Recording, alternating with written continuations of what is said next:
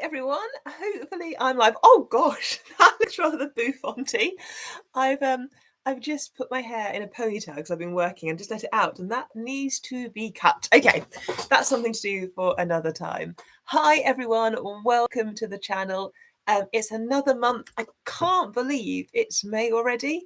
So this is our fifth? Yeah, fifth Dr CST Live. I've got my little dog with me at home, and I've got some treats in my back pocket to try to keep the little fluffy one down here happy. But hello, welcome to the channel. So last week was my last teaching week at the university for the undergraduates. And it's always quite a nice feeling when you get to that point. So yeah, it's been a busy semester. The last week was definitely full of doing bits and pieces and keeping busy and entertained. But it's just a nice feeling to know that there's no more undergraduate teaching now for a little bit of time. That's not to say that teaching stops. So I still have master students, PhD students, project work happening across the summer period. But there will be no more formal timetabled lectures now until we start the next academic year in the autumn. And I think sometimes people think, oh, that must be amazing now you've stopped your teaching. And it's lovely because you have that kind of freedom back in your timetable, but it very, very quickly gets filled up. And I don't know about you, but I am now just marking. So a lot of my courses had coursework that was due in week 11. And I've been ploughing through the marking of those pieces of work. And actually, I'm hiding at home today. So I've been in the office for the last 2 days. And today I'm doing an at home day so I can get through some of this kind of marking. And I think a few of my colleagues are doing the same thing. And it's okay, the marking, although one of my cohorts is split into 2 groups. So half of the module went and did a school placement, and half of the module did an outreach activity. And then at the end of the module, they all give a presentation. But it means that half of them are giving a presentation about a school and half of them are giving a presentation about a project. And the mark scheme is the same kind of breakdown of marks, but the individual criteria vary depending whether you did the school one or the activity one. So I have to just make sure that when I write the feedback for each student, they're getting the feedback on the right form. And I didn't spot that to start with. I did the first couple, and then I suddenly remembered that the actual content wording changes. So yeah, I had to quickly twig that and change that. Hey to people joining the live stream, thank you for the comments. So that is now underway. I've finished that piece of marking. I've got some more marking to do. I'm a visiting tutor for students who are out on their MPhys placement. So that's their Masters of Physics placement. They're out for a whole year. I coordinate all of the placements, and I also have to go and visit some of the students. And so I've been doing that this week as well. I'm topic kind of having convened for a big conference, so that's been coming in. And I've been trying to understand the university's travel booking system. I think that travel bookings are, oh my goodness, I don't think I've found a really nice travel booking yet in an industry or in a university. And the people who work in these travel booking centres are lovely and really helpful, but there's always an issue with them. There's always a trickiness. So I've got students and myself who are attending, various conferences across the summer. And we were literally trying to book plane tickets. And we had the plane tickets, we had the preferred flights, the preferred airline carrier that we wanted to go on. We loaded it into our booking tool, and it came back with a list of flights that we could take. So we picked the right flight, and it was a reasonable price. It was a transatlantic flight, so it was a few £100s. And then we tried to add a checked bag. This completely destroyed our online booking. So no matter how we tried, and we spent an hour trying to do this, no matter how we tried to add a checked bag, every time we added the checked bag, it added, let me close that down, it added £2,000 onto our ticket price. So we jumped from a few hundred to being 2,000 and a few hundred. So there was clearly a glitch in the system. There was clearly a bug. But we couldn't figure out how to kind of unbug it. So then we had to email the travel agent. They were lovely. They got back to us, a few emails backwards and forwards. And we finally got the kind of flights booked for the conference. So that was great. Then we needed to book the hotel.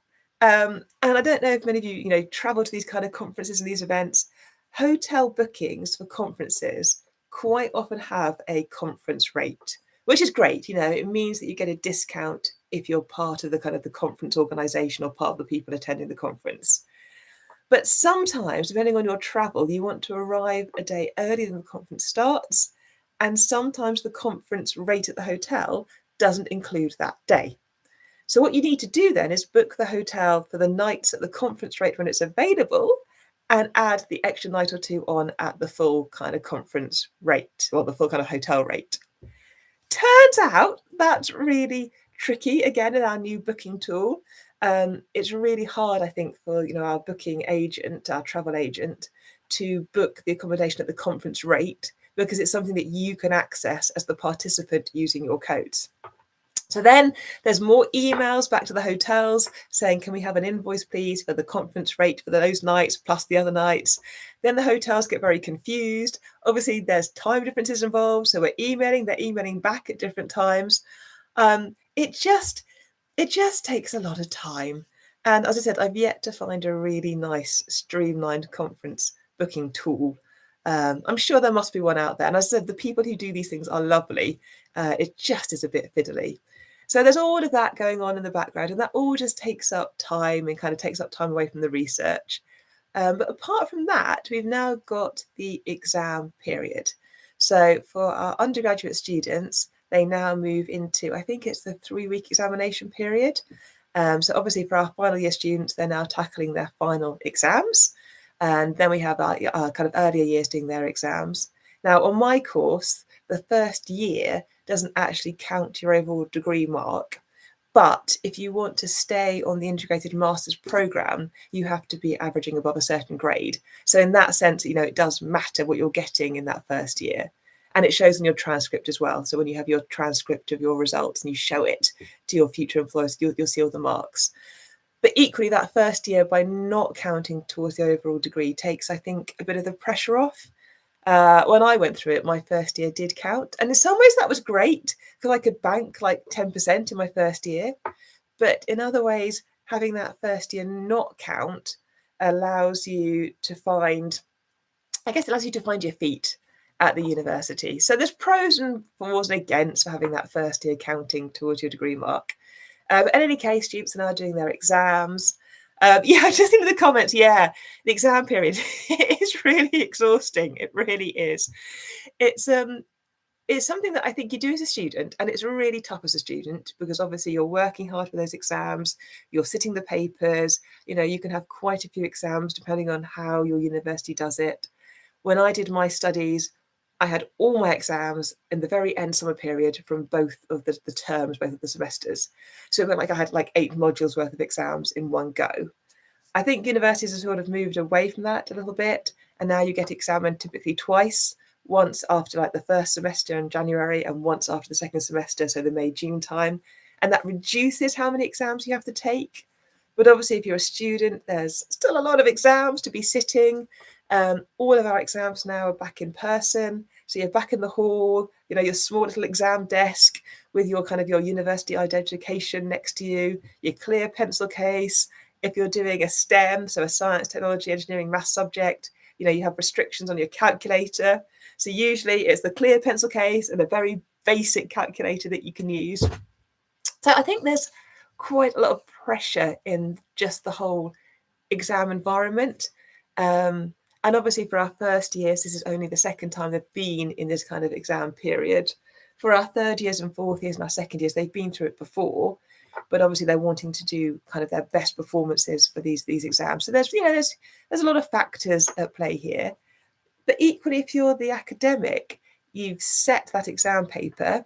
We have to be available during the exam period time, so you can't disappear off. You have to be typically there in person for part of the exam, and then contactable by phone, just in case there's any issues with your exam paper. And then once your exam papers have been taken, you have to kind of get them all delivered to you, and there's various mechanisms that we do that. But you have to collect your exam papers, and then you have to mark them. And some of my colleagues will be marking 200, 250 exam papers. So that's a huge body of marking you have to be consistent and accurate across. And so obviously there's all sorts of checks and policies and procedures in place, but you can't relax at the end of semester with. You can't kind of switch off. In some senses, this is all about the busy periods again, because your exam marking, then you have to take your exam marks and upload them into whatever system your university uses to transfer the grades from kind of your exam back into the central university system, get them logged and recorded with your kind of university administration system or your Senate House. Then all those marks have to be checked and verified and passed through boards. And finally, they can be released to the students. And obviously, this all needs to happen quite quickly for those students who are in their final year because they're wanting to graduate and then go to their summer graduation. So I would definitely say that it's not calm and relaxing. I see in the comments, yeah, students get their vacation before our staff members need to be. Yeah, see, we're exactly the same. We have to be available all the way through until the end of that exam period. So really, I've got another 2.5 weeks of very much a switched on undergraduate interaction. And then I can have that little bit of downtime. When I say downtime, then I'm going to go into full conference mode. There's a research grant that I'm particularly excited to write, but it's going to take quite a bit of work to write it because it's involving quite a few parties. So that needs to happen. I've hopefully got a new PhD student onboarding in July, so they'll join the current PhD students I have, which was a nice, exciting period to somebody have starting their new project. The current PhD students I have, they keep working throughout the summer. They've got lots of events, conferences, research, data, lots of stuff coming up, so they're busy. But one thing that I do say to everybody is to book your annual leave. I'm not the best at doing this, but I have made a concerted effort last week to sit down with my calendar and to book some annual leave in the diary. Our annual leave period ends at the end of July. So that's when my annual leave, I either have to use it. I think I can carry over a few days, and then the rest I will just lose if I don't use it. And I have to remind myself of that annual leave, it is there to be used. I think as academics, sometimes there's so much work, or we're either into our research or having to deliver teaching that we forget that we need to use this annual leave up. So I've put in, a reasonable amount of annual leave, using it in little days here, days there, maybe the odd long week, just to try to get it through the system. And I've tried to encourage my students to do the same, especially students who are out on placements. So some of my undergraduate students are out on these year-long placements. And, the temptation is they get so involved in their research and enjoying the placement that they don't want to take that break across the summer sometimes. And then it gets to the winter, like the November, December, and when they might want to take a holiday, they then can't because their reports are due in, their dissertations are due in. And so actually it's kind of remembering that you need to take that holiday, some of it at least earlier in the year. So that's on my radar, and I've booked some of that. But I am making sure that I keep the graduation clear. So our graduation ceremonies, I think, are in July. This is my calendar. I've booked the date off already because I love going to the graduation ceremonies. I think it's a real highlight of the academic year. They happen twice at my university. Once in the kind of the April time for those people doing masters and some PhDs, and then again in the summer period for undergraduates, masters and PhDs. And it's just so lovely to be able to celebrate those achievements with the students when they get to their end of their university studies and their journey, if you like, the university, before they go off and do the next thing. So I am looking forward to that.